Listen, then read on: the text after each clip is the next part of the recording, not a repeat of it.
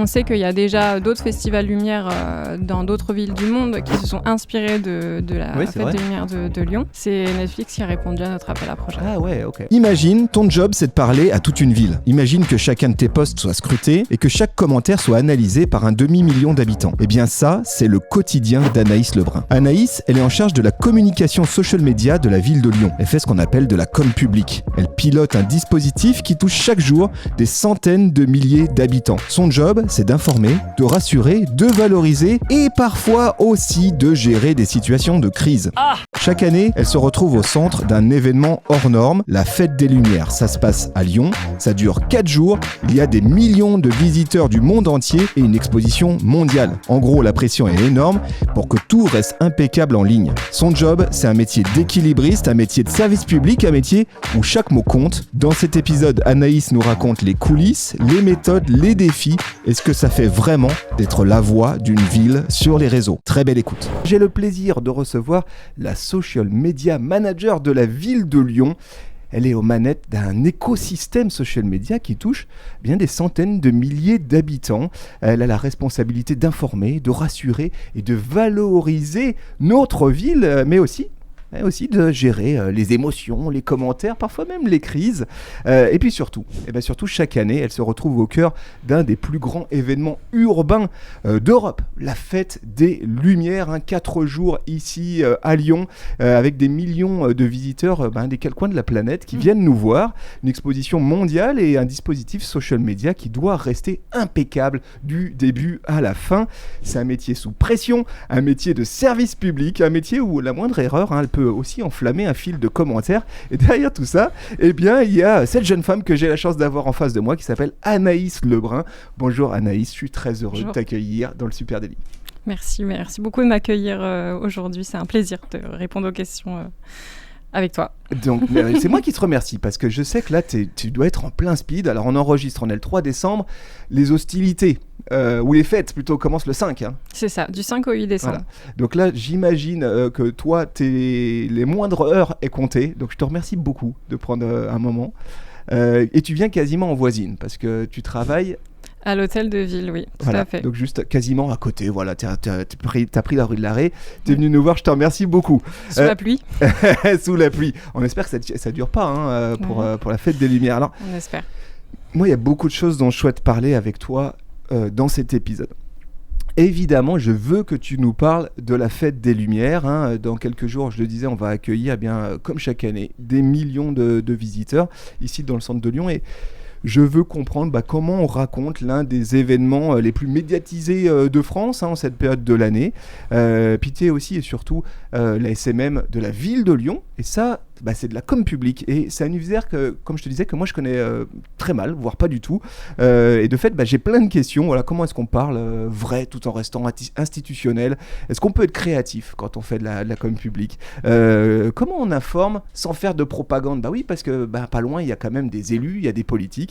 Comment on gère tous ces sujets sensibles sous le regard permanent des citoyens exigeants que nous sommes à la ville de Lyon ? Voilà, gros programme. Est-ce que tu es prête pour tout ça ? Je suis plus que prête, oui.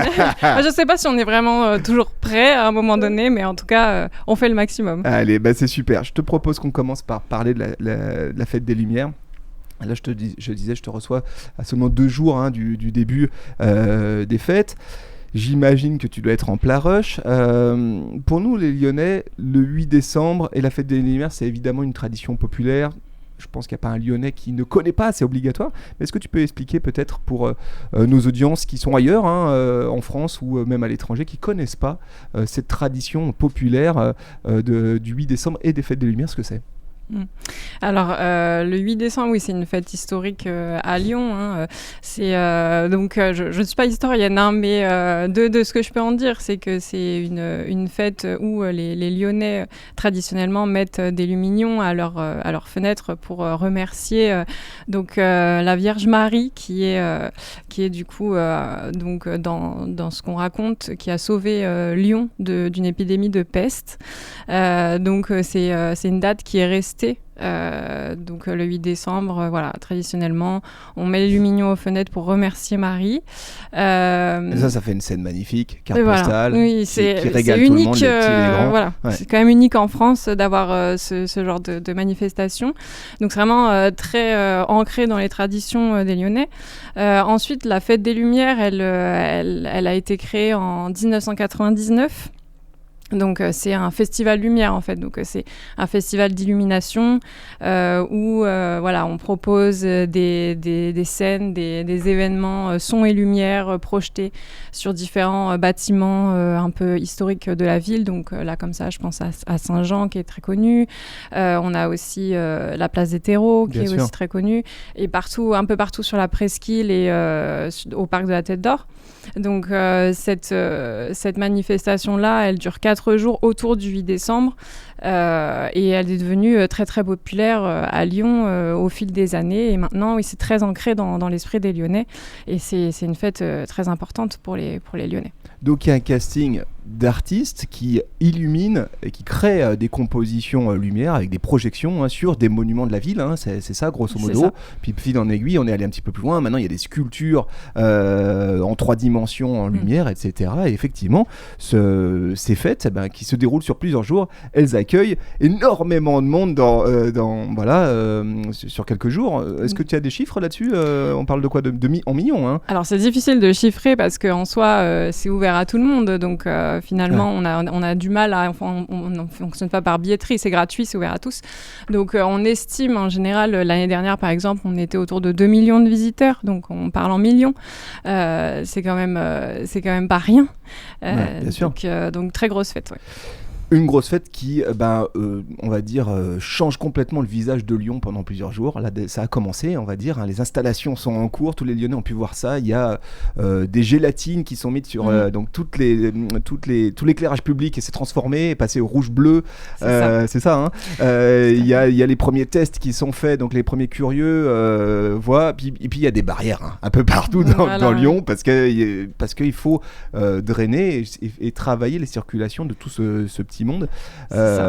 Depuis combien de temps toi tu travailles sur ce projet de la Fête des Lumières? À partir de quand on attaque? C'est chaque année le 8 décembre, mais toi, à partir de quand tu te mets sur le dossier? Alors, nous, on va commencer à travailler, moi, en tant que responsable des réseaux sociaux de la Fête des Lumières, je vais commencer vraiment à travailler dessus vers le mois de septembre. Mais ensuite, on est toute une équipe qui organise, qui travaille sur la communication. Il y a une équipe qui organise aussi donc la direction de l'événementiel, qui travaille elle toute l'année sur la Fête des Lumières. Et à la communication, voilà, j'ai mon collègue chargé de communication qui commence vraiment à prendre le sujet bien avant, dès le premier trimestre de l'année, quoi. Ouais. Donc, évidemment, ce dispositif, il est physique, on peut le vivre, on peut le sentir parce qu'il y a une odeur de vin chaud pendant 4 jours dans les rues de Lyon, mais ça a évidemment tout ça des répercussions sur les réseaux sociaux. Je suis tombé sur quelques chiffres, sur un de tes posts LinkedIn, tu vas me dire s'ils sont justes. 2024, 3 millions de vues autour de tes contenus, 52 000 interactions sur tes posts Instagram, sur les posts Instagram de la Fête des Lumières. De la Fête des Lumières, c'est ça, et puis plus de 5000 abonnés gagnés sur le compte Insta. Il se passe beaucoup de choses en ligne à ce moment-là. Est-ce que tu sens que c'est exponentiel d'année en année, que ça devient aussi un réflexe d'aller vivre la Fête des Lumières sur les réseaux sociaux? Tout à fait. Tu as mis le doigt sur quelque chose de très important que je constate beaucoup au fil des années où je travaille sur la Fête des Lumières. Là, on voit que les réseaux sociaux ont pris une part vraiment très importante dans la Fête des Lumières. Moi, je constate des changements d'usage aussi, c'est-à-dire que les gens vont avoir tendance beaucoup maintenant à vivre la Fête des Lumières sur les réseaux sociaux. Ouais. Donc, je ne sais pas si tu l'as remarqué aussi, les réseaux sociaux, de manière générale, pendant la Fête des Lumières, sont vraiment inondé de photos des œuvres. Chacun y va de sa petite photo. Absolument, tout le monde a envie d'avoir son spot vraiment pépite pour montrer au mieux les œuvres. Et donc, nous, ça se répercute aussi sur nos réseaux sociaux. On voit vraiment, et même des gens viennent nous voir en message privé, en commentaire, en nous disant « Continuez, nous, on suit la fête comme ça parce qu'on habite loin, parce qu'on ne peut pas se déplacer. » Voilà, donc il y a un vrai enjeu côté réseaux sociaux qui est de plus en plus important chaque année. Oui, et puis parce qu'il y a beaucoup de choses à voir. Il y a combien d'œuvres qui sont au cœur de la ville On est en dizaines d'espaces à les visiter. Oui, c'est ça. Donc c'est difficile de tout voir aussi. Et c'est ça, c'est difficile de tout voir. Et puis voilà, il y a la météo, il y a le froid, les gens ne peuvent pas forcément se déplacer, il y a du monde, ça rebute certaines personnes. Mais ça donne aussi envie d'aller. En fait, c'est un peu un gros teaser, nos réseaux sociaux, pour montrer aux gens que si, ça vaut le coup d'aller voir, c'est beau. Tu disais, on est toute une équipe. Comment elle fonctionne ? Est-ce qu'il y a une sorte de war room social media pour la fête des Lumières ? Est-ce que il y a toi Anaïs, mais j'imagine peut-être que t'es pas toute seule à gérer tout ça. Non, je suis pas du tout toute seule. Moi, je suis responsable des réseaux sociaux Fête des Lumières. On est à la communication. On a un chargé de projet qui va gérer toute la partie communication, tous les canaux de communication, donc le print, tous les autres relations médias, etc. On a la presse évidemment. On a le responsable du site internet de la Fête des Lumières et on a des assistants éditoriaux qui nous aident à produire les contenus et on travaille beaucoup avec des agences aussi. D'accord. Donc toi, côté social media, tu es la seule responsable social media ? Oui. D'accord, il n'y a pas de CM, il n'y a pas de... c'est toi. Voilà. Ok, bravo. Ah oui, elle a dit ça avec un petit air genre oui, vivement les vacances de Noël. Donc la team est modeste en tout cas côté social media. Côté social media, oui. J'ai une assistante quand même qui m'aide beaucoup sur les contenus, mais voilà, elle est pas, c'est pas un poste pérenne. Elle est là vraiment pour la Fête des Lumières. Pour la Fête des Lumières. Oui. Ok. Il y a évidemment un gros travail là qui est fait en amont à la Fête des Lumières. Tu as dit, ça fait déjà plusieurs semaines que vous y êtes, et je pense notamment à ce teaser que j'ai vu sortir cette année qui m'a vraiment fait sourire. J'ai l'impression que c'est une première qui a ce format qui se fait. Donc vous avez produit une vidéo de lancement avec un peu la crème de la crème des créateurs et créatrices lyonnais du moment. Je pense à même de Lyon qu'on connaît bien ici chez Supernatif. Il y a un certain nombre aussi de personnalités, des skateurs comme Aurélien Giraud. Il y a Poisson Fécond qui est un youtubeur lyonnais. Résultat, il y a une vidéo qui a beaucoup circulé sur laquelle il y a eu beaucoup d'engagement, qui a été cross-posté comme ça sur plein de communautés, je dirais très jeunes, très fraîches, très dans l'air du temps. Est-ce que tu peux nous parler de ce projet et nous dire comment il est né en fait ? Alors, ce projet, c'est une collaboration avec Même de Lyon, du coup. C'était quelques... Il est partout, lui, Pardon, excuse-moi. Oui, sous son air de mariole, il est dans les petits papiers de la mairie de Lyon, c'est fou ça. Disons qu'il a une très grosse communauté lyonnaise et nous, on cherche aussi à toucher beaucoup, on va pas se mentir, la cible des jeunes sur les réseaux sociaux. Et lui, c'est un petit peu un indispensable pour toucher aussi cette communauté-là. Et il a les codes des réseaux sociaux, il sait parler, il est très proche aussi de ses abonnés. Et donc, nous, on l'a bien identifié et c'est pas la première fois qu'on collabore avec lui sur nos réseaux sociaux et même sur la Fête des Lumières. On a déjà fait un contenu avec lui l'année dernière. D'accord, ok. Qui a très bien marché aussi. Et donc cette année, on a réitéré l'opération et donc voilà, quelques semaines avant la conférence de presse, donc début novembre, on s'est rencontrés pour parler d'un projet où lui aussi, de son côté, pourrait teaser la Fête des Lumières le jour de la conférence de presse. Et donc, c'est là qu'il nous a parlé de tous ses guests. Et il avait plein d'idées. Donc, moi, je me laisse porter parce que je lui fais 100% confiance. Et il nous a sorti une très, très belle vidéo. On est très fiers. Ouais, collab très marrante et puis surtout très lyonnaise, pour le coup, avec beaucoup de clins d'œil aux Lyonnais. Mais la Fête des Lumières, c'est aussi un événement pour les Lyonnais, évidemment, mais c'est aussi un événement pour un public international, de plus en plus, d'année en année. Comment toi tu adaptes ton storytelling ou la manière de raconter la Fête des Lumières à un public qui est de plus en plus international ? Comment on jongle entre les deux en fait ? Alors nous, on essaye de parler à tout le monde, effectivement, pas que à l'échelle locale, l'échelle nationale d'abord et l'échelle internationale ensuite. On essaye de faire rayonner en fait la Fête des Lumières internationale. On sait qu'il y a déjà d'autres festivals Lumière dans d'autres villes du monde qui se sont inspirés de la Fête des Lumières de Lyon. Donc... C'est la concurrence ou c'est quoi ? Comment vous le prenez ? Non, on est très fiers. Ouais, c'est vrai. Okay. On a fait des posts dessus d'ailleurs pour montrer que les gens s'inspirent en fait de la Fête des Lumières, donc c'est quand même pas rien. Donc nous, on le voit, on l'entend, on communique dessus. Après, le côté international, on essaye de communiquer dessus, mais c'est encore un peu... il faut qu'on développe ça. Ouais, justement, je me posais la question, tu as une dynamique multilingue autour de tes contenus ou Alors non, nous Non. on est 100% français. Ouais, On est sur du français. Après, notre site internet, lui, par contre, et les Évidemment. programmes Ouais. et tous les autres supports de communication ont des déclinaisons en anglais pour les visiteurs qui viennent d'ailleurs. Alors moi je profite de t'avoir pour essayer de comprendre un peu mieux comment s'organise cette fête des Lumières, parce que le dispositif est faramineux, c'est assez extraordinaire, les productions sont magiques, et puis l'organisation elle est incroyable. Je découvre que c'était que depuis 99. Tu vois, ce truc, c'est tellement ancré qu'on a l'impression, en tout cas moi j'avais l'impression que c'était plus ancien que ça, la fête des Lumières, donc bravo pour les organisateurs, très bon travail. Ce qui m'intrigue, c'est que chaque année, il y a un principe d'éditorialisation autour de ces fêtes, hein. Donc elles ont un thème. Voilà, cette année, le thème, qu'est-ce que c'est ?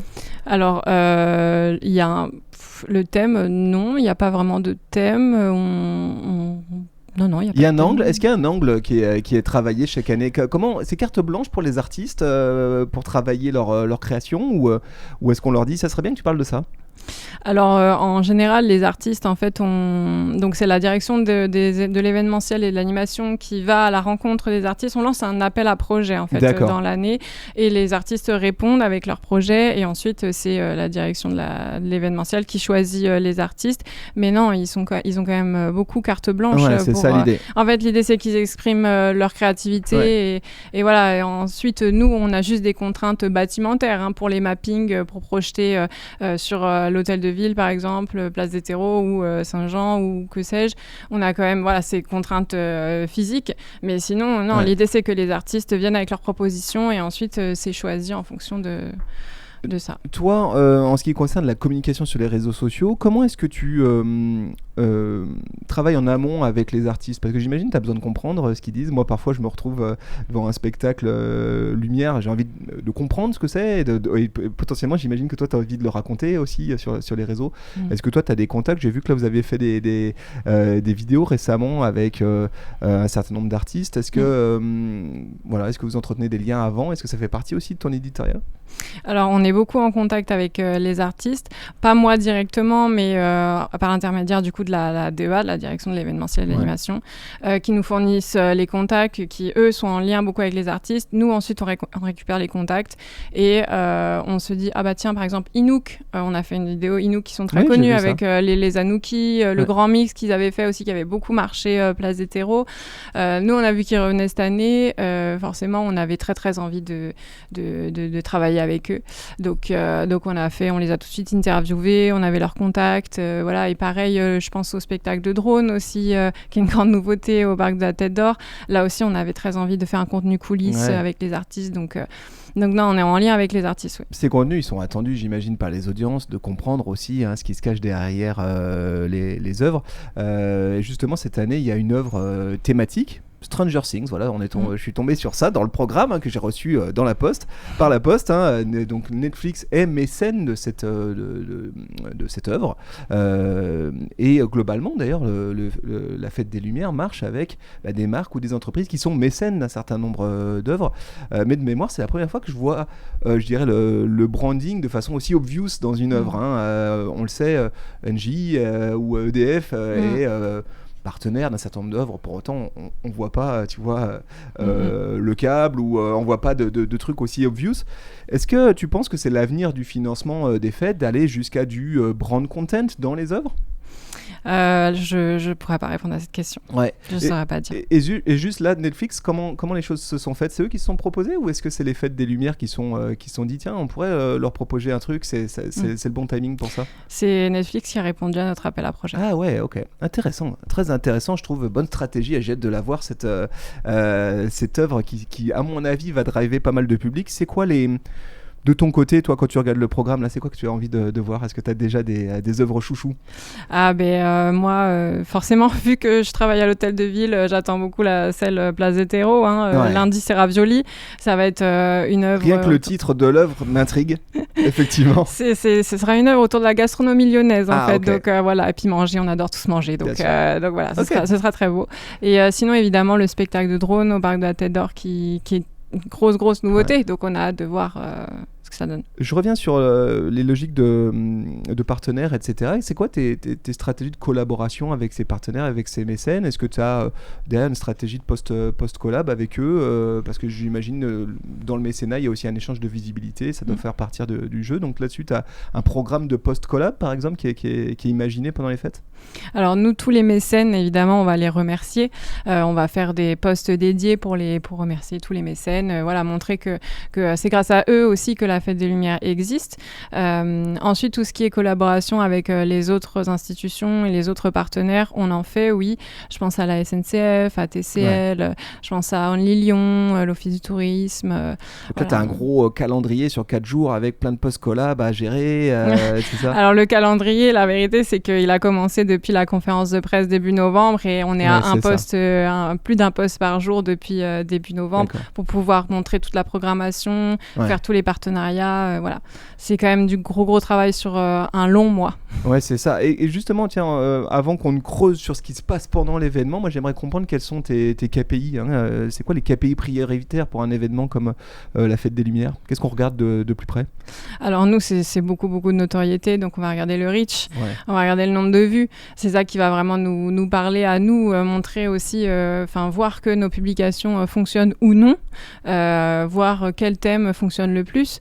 Donc nous, on va vraiment regarder le nombre de vues. Les interactions, évidemment, sont importantes aussi, mais on est vraiment plus sur de la notoriété. Donc, d'accord. Est-ce que tu regardes aussi ce qui se passe du côté des UGC? On l'a dit, énormément de contenu publié par les visiteurs. Est-ce que vous avez des outils de mesure ou d'écoute de bruit qui vous permettent de voir à quel point il y a eu du earned media, des retombées sur les plateformes? Alors nous, on utilise Agorapulse pour ce genre d'outils de veille qui nous aide beaucoup. Et puis en fait, on fait de la veille vraiment permanente. En fait, on le voit parce qu'on est mentionné partout. On regarde notre fil d'actualité, c'est rempli de personnes qui y vont de leur propre contenu. En fait, c'est aussi un petit peu même, je dirais, une difficulté qu'on a dans tout cet écosystème réseaux sociaux pendant la Fête des Lumières. C'est comment émerger? Et c'est ça, exactement. En fait, comment rester audible en fait, dans toute cette masse de contenu qui est publié. Donc, on essaye de se démarquer au mieux. Justement, comment on fait? Alors, au milieu de tout ce contenu, c'est quoi les astuces que toi, tu as trouvées pour émerger? Parce que c'est vrai que c'est simple, il y a des créateurs, créatrices lyonnais qui se font une spécialité de ça. Il y a des vrais aficionados que tu vois pendant les répètes déjà faire des captas avec du matos très, très professionnel. Et puis, tu as monsieur, madame, tout le monde comme moi qui passe un bon moment, qui le filme et qui le balance en story. Et quand tu vas sur le hashtag Fête des Lumières en story, c'est impressionnant. Tu peux vraiment parcourir la ville de Lyon.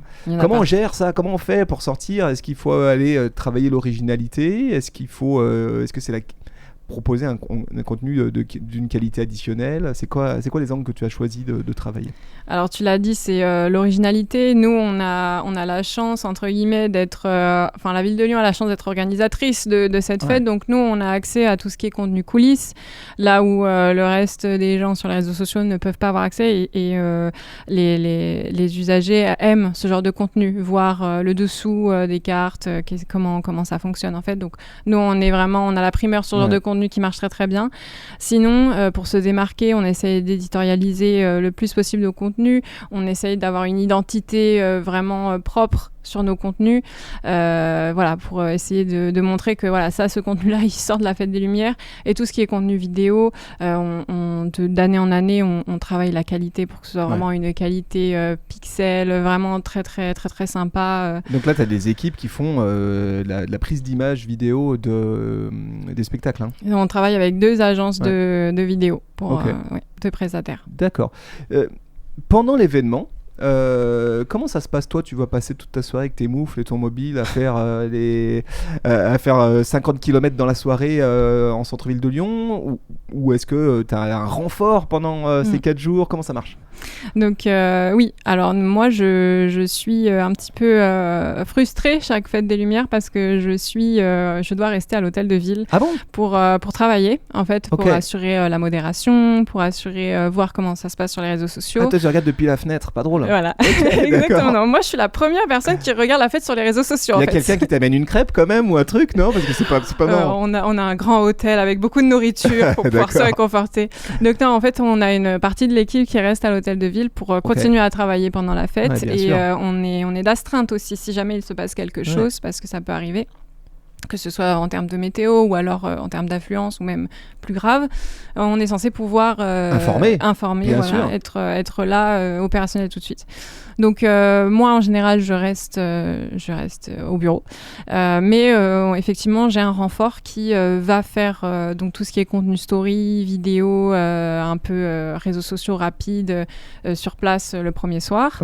On a évidemment des photographes qui vont faire des photos aussi, et tout ce contenu m'est transmis en direct, et moi ensuite je fais... c'est toi qui as les codes, personne d'autre a les codes là. Les codes de l'Insta, on est d'accord, c'est ça, hein. Bah, j'ai mon renfort qui a les codes, mais sinon on essaye de pas trop donner à tout le monde non plus, oui, évidemment. Bien sûr, je comprends. Donc toi, ça arrive chez toi, les stories, on va dire, vous essayez de garder de la fluidité, donc tes équipes sur le terrain. Combien de personnes sur le terrain là pendant les fêtes, sur la dimension vraiment prise d'image, live, etc. Alors on a nos équipes du coup de captation vidéo. Oui. Ça représente je sais pas moi, une quinzaine de personnes. Ok. Voilà. Et les stories, c'est eux aussi qui produisent ça? Alors les stories, non, ce sera mon renfort. D'accord. Et ton renfort, vous êtes combien là pour mon renfort, elle est toute seule avec moi. Oh, d'accord, ok. Donc elle se fait des bonnes soirées aussi. Voilà, bah elle aime bien. Enfin, je pense qu'elle est là pour ça aussi, pour voir la fête. Sinon, elle la voit pas du tout. Donc. Ok. J'imagine aussi que pendant la fête, le compte Instagram, il a aussi une mission d'information. C'est ce que tu disais tout à l'heure. Il faut faire rêver, il faut faire rayonner cette fête, mais aussi informer les audiences. C'est quoi les sujets très techniques ou logistiques sur lesquels tu peux éventuellement être amené à communiquer? Alors oui, tout ce qui est en termes d'organisation de circulation, par exemple, je pense au parc de la Tête d'Or, on a, en fait, on est contraint. Enfin, il y a un périmètre de sécurité qui a été mis en place depuis quelques années suite aux attentats de 2015. Un gros périmètre de sécurité qui a été mis en place. Donc nous, on est censé communiquer aussi sur les chemins d'accès, sur les horaires, par exemple, du parc de la Tête d'Or qui ferme plus tôt en journée. Il n'y a qu'un seul chemin d'accès, donc on reprécise ça, on reprécise beaucoup d'infos pratiques, et de toute façon les gens d'eux-mêmes viennent nous demander, donc on est là aussi pour leur tu veux dire qu'en MP tu fais aussi Ah oui, il y a beaucoup de modération. Oui. Ah oui. Oui. Donc on te pose des questions sur l'affluence, les mouvements de foule, c'est par où qu'il faut rentrer dans le parc, quelle entrée, exactement, etc. C'est ça, oui. Okay. C'est tout le temps de l'info en permanence, parce qu'on a beau la mettre partout. Bien sûr. Il y a des gens qui ne la voient pas, et c'est normal en fait, il y a tellement d'infos partout. Donc je suis aussi censée répondre à ces personnes. J'imagine que là tu parlais de protocole de sécurité, j'imagine qu'il est extrêmement verrouillé et complexe en ce qui concerne la fête des Lumières. Je pense aussi à des protocoles de sécurité qui doivent te toucher directement, et notamment la notion de rumeur, parce que quand tu as 3 millions de personnes et des mouvements de foule, ça peut aller très très vite, notamment avec les réseaux sociaux. Est-ce que toi tu as déjà eu à faire face à une rumeur au cours de l'événement, que tu sens partir sur les réseaux, que tu vois arriver, tu dis wow, il faut qu'on trouve une solution et qu'on la démonte? Alors non, c'est pas arrivé. Enfin moi, ça m'est jamais arrivé depuis que je travaille pour la Fête des Lumières. Ça fait 3 ans, entre parenthèses. Donc non, j'ai jamais connu ça, mais on est assez rodé. On a eu beaucoup de. Moi, je suis très formée sur la communication en cas de crise, s'il y a des rumeurs, etc. Donc je saurais réagir. Je connais les postures et tout. Donc voilà, nous au mieux, quand on voit qu'il y a un commentaire qui commence à déborder, ou des gens qui commencent à, parce que ça arrive, ça évidemment, bien mais sûr. C'est isolé, ça ne démarre pas. En général, on fait en sorte soit de répondre pour donner les vraies infos, soit en général, on masque le commentaire quand c'est trop virulent. Pour pas que ça enflamme quelque chose pendant les fêtes. Voilà, non, les fake news, etc. On est très vigilant là-dessus, évidemment. Ok. J'ai vu sur ton compte, le compte Instagram, la Fête des Lumières, qu'il y avait aussi un canal Instagram. Oui. Il y a 1500 abonnés dessus, donc c'est cool. C'est quoi l'objectif de ce canal? Alors, ce canal, on l'a créé l'année dernière, parce que à l'époque, ça venait, c'était c'était tout récent en fait, le canal Insta. C'est pas... vrai, non, ça vient. Il n'y a pas très longtemps que c'est là. Ouais. Voilà, donc on avait envie de prendre un petit peu, d'être dans l'actu et de prendre un peu ce canal en plus pour voir comment on pourrait l'administrer et ce qu'on pourrait en faire. L'idée du canal, c'est vraiment de proposer un contenu un peu exclusif, un peu premium, avant les autres de ce canal Insta, et aussi de relayer ces alertes infos si jamais forte affluence au parc, privilégier les autres accès, on rebalance ça, on anime aussi, on propose des sondages, qu'est-ce que vous avez préféré, n'oubliez pas que ici vous avez de quoi vous restaurer sur la place Bellecour, etc. Voilà, l'idée c'est de proposer du contenu premium et des infos pratiques pour les gens. On a beaucoup parlé de la fête des Lumières. C'est pour très vite, c'est pour très bientôt. Au moment où cet épisode il sera diffusé, on sera en plein milieu de la fête des Lumières. Donc bravo, félicitations et bonne chance pour ce très long week-end qui s'annonce et qui va finir en fanfare avec une journée, on va dire, pour les Lyonnais. C'est comme ça qu'on dit à Lyon, le 8 décembre, entre Lyonnais, qui va être un très chouette moment avec les Lumignons. Tu es donc SMM de la fête des Lumières, mais tu es avant tout SMM de la ville de Lyon. Et je le disais, ça c'est de la com publique, c'est un truc que je connais pas bien. Et j'ai la sensation que c'est un équilibre délicat, la communication publique, et j'aimerais comprendre comment ça marche. C'est de la com, mais il y a quand même un peu de politique locale aussi, et j'aimerais comprendre ça. Lyon, c'est une ville de 530 000 habitants, donc globalement, c'est ta base d'audience, plus tous les Lyonnais en dehors, plus toutes les communautés de communes autour qui ont des mots à dire, donc ça fait quand même beaucoup de monde, je veux dire, à portée de swipe. Toi, c'est quoi exactement ta mission, ton rôle exact en tant que social media manager de la ville de Lyon ? Alors nous, moi, ma mission, c'est vraiment de rendre compte, de montrer les actions de la ville de Lyon à travers les réseaux sociaux. Donc, comme les autres canaux de communication, en fait, on va montrer ce que fait la ville de Lyon. Les différents services aussi, les différents événements, les différentes animations, les actions qui sont menées, les grands projets de la ville de Lyon en cours. C'est de les valoriser. C'est souvent mal connu par le grand public. La communication publique est mal comprise, mal connue par les gens. Nous, surtout auprès des jeunes, on remarque que en fait, très peu de jeunes suivent leur collectivité, leur ville sur les réseaux sociaux, donc ils n'ont aucune idée de ce qu'on fait.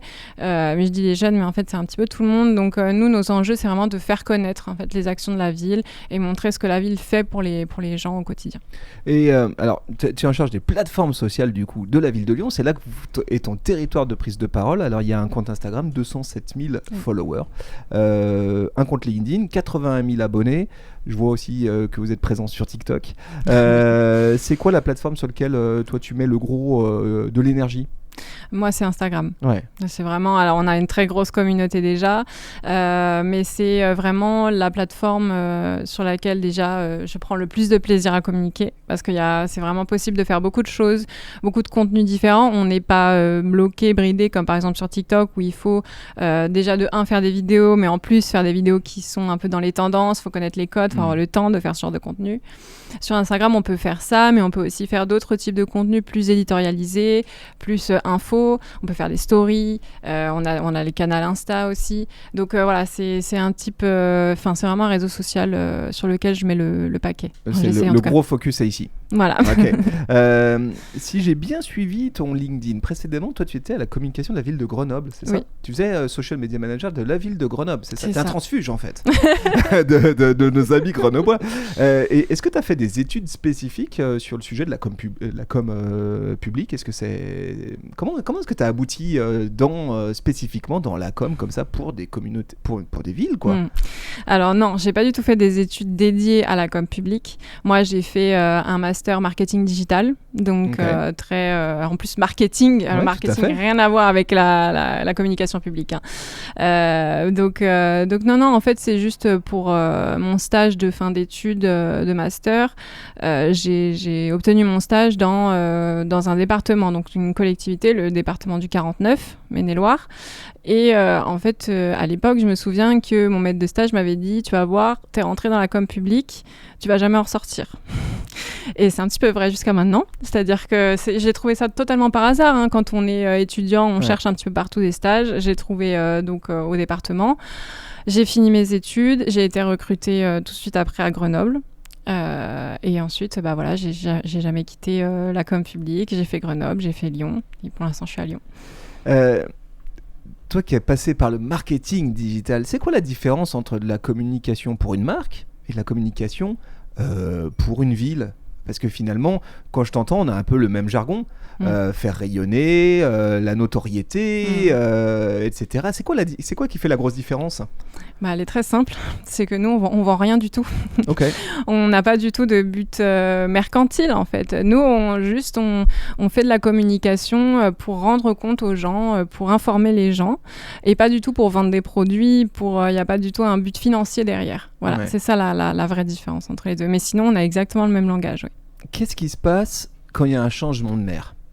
Est-ce que, vraiment, question que je me pose, est-ce que toi tu restes en place ?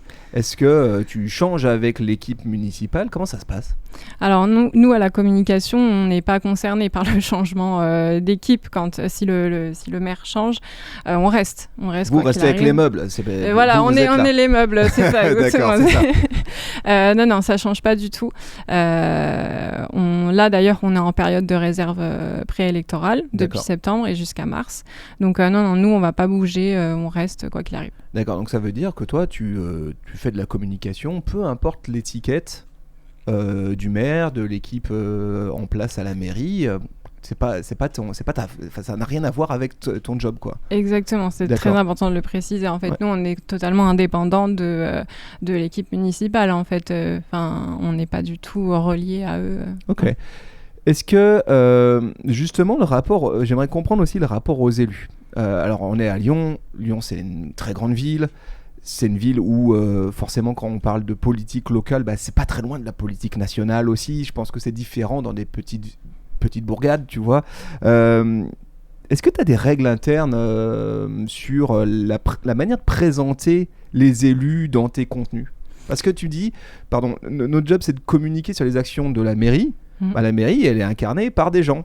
Et ces gens, ils sont élus, donc ils sont politiques. Et c'est ça qui, du coup, est complexe pour moi à comprendre. Comment ça marche ? Alors, nous, on n'a pas du tout... nous, on ne fait pas de la com politique, en fait.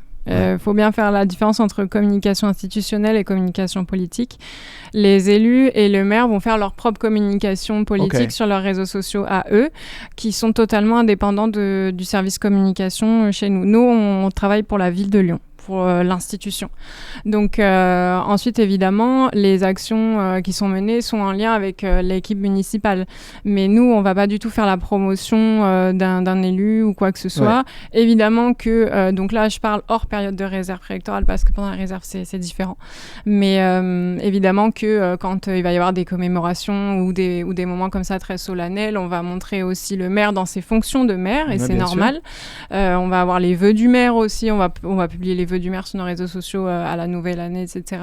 Mais voilà, sinon, c'est tout, on est très indépendants. Là, tu me parlais de réserve électorale, ça c'est une des spécificités, je pense, quand même, de la com publique, c'est qu'il y a des règles préélectorales, et là, ça arrive bientôt, les élections municipales. Qu'est-ce que vous avez le droit de faire, pas faire, de dire, pas dire ? Explique-moi un petit peu tout ça. Est-ce que toi, tu poses l'iPhone, tu dis c'est fini. Là, je ne parle plus pendant 6 mois, je ne veux pas prendre de risques. Qu'est-ce qu'on a le droit de dire encore pendant ce moment-là ? Alors, je ne vais pas trop entrer dans les détails non plus parce que c'est un peu complexe. Mais oui, on a des règles à respecter et c'est normal. Des règles de transparence, de neutralité. On doit rester sur les contenus factuels, l'événementiel, etc. On est sur des contenus qui ne vont pas trop rentrer non plus dans les actions politiques et c'est normal. On doit respecter des règles d'antériorité, de régularité aussi sur nos contenus. On va pas pouvoir créer des nouveaux concepts, par exemple. On doit faire comme d'habitude. Voilà, en fait. Tu peux pas avoir genre d'un coup il y a un format, c'est le maire vous parle.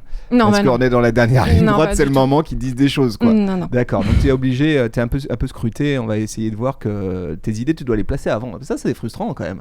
T'as un calendrier un peu spécial, toi, dans. On a dû adapter notre calendrier, mais finalement, vu que c'est des contenus qu'on fait d'année en année, il y a beaucoup de marronniers, comme on dit. Ouais. Donc finalement, c'est pas un gros changement non plus. quels sont les sujets qui génèrent aujourd'hui le plus de discussions sur les comptes de la mairie Ville de Lyon ? Ça va être les grands projets. Bon, on en parlait un petit peu, mais l'œuvre Tissage urbain qui a fait beaucoup parler dernièrement sur la place Bellecour. Ça fait forcément parler les gens parce que la place Bellecour, c'est une grande place à Lyon. De manière... Tu veux dire qu'il y a 500 000 maires de Lyon finalement ? Comme on dit, il y a 65 millions de sélectionneurs de l'équipe de France. C'est un peu pareil, tout le monde est un peu maire de Lyon, tout le monde a son mot à dire. Voilà, et c'est normal en fait que tout le monde ait son mot à dire. Nous, que ce soit positif comme négatif, c'est normal que les gens veulent s'exprimer sur un sujet et ils ont totalement le droit. Donc nous, on va juste regarder si ça dépasse pas les bornes, en fait. Et sinon, s'ils veulent s'exprimer, les gens, ils le font. Il n'y a pas de souci. Est-ce que c'est aussi ta mission de donner la parole aux expressions différentes ou aussi aux gens qui ne sont pas d'accord avec des trucs ou pas du tout ? C'est-à-dire donner la parole. Je sais pas, par exemple là tu parles du Tissage de Lyon, donc pour ceux qui sont pas lyonnais, c'est une installation qui a été faite sur la place Bellecour, qui a fait beaucoup de bruit, voilà, qui a un nouveau mobilier urbain qui a été posé et qui a défrayé les chroniques, on va dire. Est-ce que c'est ton travail de SMM évidemment de présenter, d'expliquer et de communiquer sur ce mobilier urbain, mais est-ce que tu as aussi un job, une mission qui est celle de donner la parole à ceux qui l'aiment pas trop, ce truc-là, ou pas du tout ? Alors, on a fait plusieurs contenus pour un petit peu... on a fait des micro-trottoirs pour aller demander aux gens, etc., ce qu'ils en pensaient. Et ensuite, on a publié ce contenu sur nos réseaux sociaux. Donc, on est aussi transparent on est ouvert à tout type d'opinions. Et comme je l'ai dit, quand il y a des commentaires de personnes qui... n'aiment pas ou qui expriment leur opinion contraire, et on va la laisser parce qu'ils ont le droit de s'exprimer. Ouais, parce que finalement, tu as quasiment un rôle de médiation, toi, dans ton job, hein, parce que tu réponds aussi peut-être aux frustrations ou aussi, j'imagine, aux demandes très opérationnelles, tu vois, genre les travaux, les nuisances, etc. Comment... Ça fait partie de ça de tes fonctions de SMM, de faire aussi de la médiation ? Alors oui, on fait de la médiation. Après, tu évoques les travaux et ça, c'est en fait, il y a aussi le côté où on se partage les compétences avec la métropole de Lyon. Okay. La ville de Lyon et la métropole de Lyon, c'est deux collectivités différentes. Et la métropole, ça va être tout ce qui est travaux aussi. Donc il y a aussi cet enjeu de bien faire comprendre aux gens ce que fait la ville et ce que fait la métropole. Parce que ça aussi, c'est un petit peu pas évident pour les gens. D'accord. Et ça c'est ce que tu essayes de faire, toi, en MP, de dire adressez-vous plutôt à mes Exactement. collègues de la métropole. On essaye de réexpliquer vraiment, ça c'est un travail du quotidien, de réexpliquer ce que fait la ville de Lyon et ce que fait la métropole. Et oui, moi, tout ce qui est messages privés, commentaires, j'en reçois plusieurs centaines par jour. Ouais. Donc il y a un gros travail de modération et évidemment, on répond au plus de personnes possible quand c'est pertinent. À l'époque de mon grand-père, quand il n'était pas content, il envoyait un courrier au maire. C'était des courriers à l'époque, puis il l'a envoyé aussi à Jacques Chirac, c'est envoyé aux deux, comme ça c'était fait. Toi maintenant, c'est toi le courrier finalement de la mairie, c'est toi qui le reçois en MP sur Instagram, et on sait comment le public, on sait comment il peut être virulent vis-à-vis des institutions. Comment toi tu gères la modération ou les conversations quand le sujet il devient politique ou polarisé ? Alors oui, alors juste pour revenir, oui, moi je suis un point d'entrée, les réseaux sociaux sont un point d'entrée pour les gens à nous faire des demandes ou à s'exprimer sur les réseaux sociaux. Il reste aussi quand même le standard téléphonique et on peut toujours faire du courrier au maire si on veut. N'hésitez pas, visiblement. Non, mais comment je gère ? Je suis très attentive au débordement, voir s'il y a des personnes qui commencent à déborder, on va modérer, on va agir, on va pas laisser. On a une charte de modération qui est disponible sur notre site internet, consultable par tout le monde. On part du principe que les gens en ont pris connaissance quand ils commentent ou qu'ils nous envoient des messages privés. Et ensuite, nous, ça nous permet d'agir rapidement. En conséquence, en fait. Donc voilà, si ça déborde, s'il y a des personnes trop virulentes, de toute façon, propos hors charte, racistes, discriminatoires, tout ça, on supprime évidemment. Et s'il y a des opinions politiques trop tranchées aussi, si ça ouvre un débat qui n'a rien à voir, de toute façon, si c'est hors sujet avec nos publications, on va modérer. Tu le disais, il y a la ville de Lyon, mais il y a aussi la métropole de Lyon, mais il y a aussi Only Lyon, mais il y a aussi tous les acteurs locaux, hein, l'opéra, les musées, les bibliothèques, les événements sportifs. Tiens, pourquoi pas l'Olympique Lyonnais, et tout ce beau monde fait rayonner aussi Lyon. Vous avez des missions communes. Et toi, j'imagine que tu as un enjeu, ou quelque part il y a un enjeu d'harmonisation de ces prises de parole. Comment ça se passe? Vous vous réunissez une fois par mois, vous faites une grosse bouffe et vous dites bon les gars, ça serait bien qu'on s'aligne un peu. J'aimerais comprendre comment tout ce beau monde qui navigue dans la communication institutionnelle au service de la communauté s'organise. Alors oui, on est en contact, on se connaît, on connaît les... Il y a un groupe WhatsApp là, quelque part? Oui. Oui, il y a des groupes WhatsApp, il y a beaucoup de groupes WhatsApp. Mais oui, on se tient au courant. Alors moi, je suis en contact avec mes homonymes, donc je suis en contact avec les autres SMM, mais ça va aussi pour les collègues. Les chargés de communication sont en contact avec les autres chargés de communication, les directeurs sont en contact entre eux. Il y a beaucoup d'échanges, forcément, on se calque beaucoup et on se voit régulièrement. Pour la Fête des Lumières, par exemple, on a re-rencontré toutes les équipes de Only Lyon, du Citral, de la métropole, etc., pour voir comment tout le monde s'organise. C'est très important. Ouais. On a parlé des KPI de la Fête des Lumières. C'est quoi les KPI de la ville de Lyon, hein? Sur la prise de parole de la ville de Lyon, j'imagine c'est un petit peu différent. Qu'est-ce que toi tu regardes? Qu'est-ce qui est pertinent? Est-ce que tu regardes la portée? Est-ce que le nombre de gens que tu touches? Est-ce que tu regardes aussi le sentiment, tu vois, de l'analyse de couleurs conversationnelles, l'utilité? J'imagine qu'il y a ça, la réactivité de réponse, c'est du service public. C'est quoi les KPI qu'on regarde? Alors ça va dépendre de la campagne de communication en vrai. Il y a des campagnes de communication, on va juste avoir un objectif de notoriété, donc pareil on va regarder les vues, la portée, et d'autres campagnes où on va avoir un enjeu, par exemple de ramener des inscrits pour tel ou tel événement. On a beaucoup cet enjeu-là parce que forcément quand on organise énormément d'événements à la ville de Lyon, on a ces enjeux de faire venir. Ouais. Donc on va beaucoup regarder si les gens vont interagir avec nos publications, le nombre de clics sur nos publications, le nombre de clics vers notre site internet, nos liens d'inscription, etc. Donc, là, j'ai l'impression que vous êtes en phase, il y a une grosse phase de recrutement. Est-ce que c'est un sujet aussi? La ville de Lyon doit recruter des collaboratrices, collaborateurs? On est 8000 agents à la ville de Lyon, donc il y a beaucoup de monde. Ouais. Donc forcément, il y a beaucoup de recrutement derrière. Ouais. On a fait une campagne de communication récemment, oui, sur les métiers. On essaye de valoriser en fait les agents. Donc on va une journée dans la peau d'un agent et derrière, on montre qu'on recrute. Ouais. Et ce qui est vrai, on recrute beaucoup. On a un portail de recrutement dédié, donc oui, la ville recrute beaucoup. Moi, j'ai une ultime question là. J'imagine que toi, tu es un peu entre le marteau et l'enclume. C'est-à-dire, toi, tu as les audiences, toi, tu sais qu'il faut clarifier les messages, qu'il faut pas en dire trop, qu'il faut avoir t'as une science, hein, c'est ton job de SMM. Puis de l'autre côté, tu as la ville de Lyon et ces nombreux acteurs qui, eux, veulent dire plein de trucs. Et j'imagine qu'il y a discussion. Comment tu gères ça? Comment vous gérez ça? C'est-à-dire dire, en fait, on a des temps forts de communication, c'est ça le message. On peut pas tout dire et il va falloir. C'est comme ça que vous travaillez d'ailleurs, c'est en temps fort, en moment de. Ouais. Vous arrivez à vous mettre d'accord là-dessus ou c'est dur et il y a des pourparlers? Alors, comme tu le dis, on reçoit beaucoup de sollicitations, beaucoup de demandes de communication, forcément. On est une très grande ville, il se passe beaucoup de choses.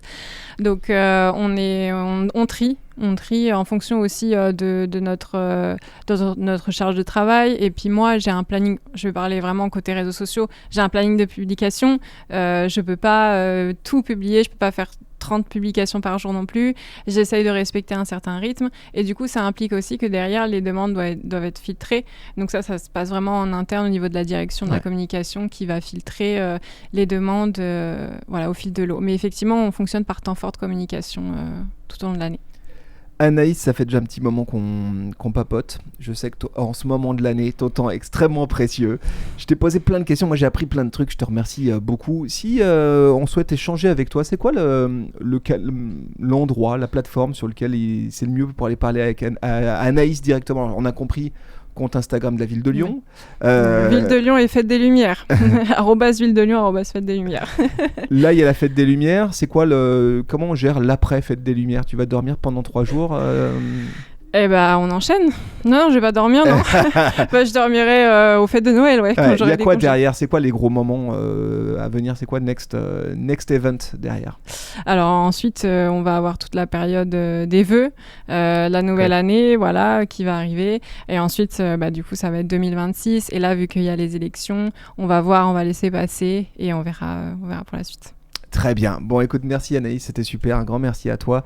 Les amis, cet épisode, vous l'écoutiez sur une plateforme de podcast. Je vous remercie beaucoup. N'hésitez pas à le partager là autour de vous, cet épisode. Et puis, j'en profite pour tous mes Lyonnaises, mes Lyonnais, à vous souhaiter une très beau 8 décembre, très belle fête des Lumières. Profitez-en bien. Soyez sages, pas trop de vin chaud, juste ce qu'il faut pour passer un bon moment. Merci Anaïs. Et puis, bon courage pour les fêtes. Merci beaucoup. Salut, ciao.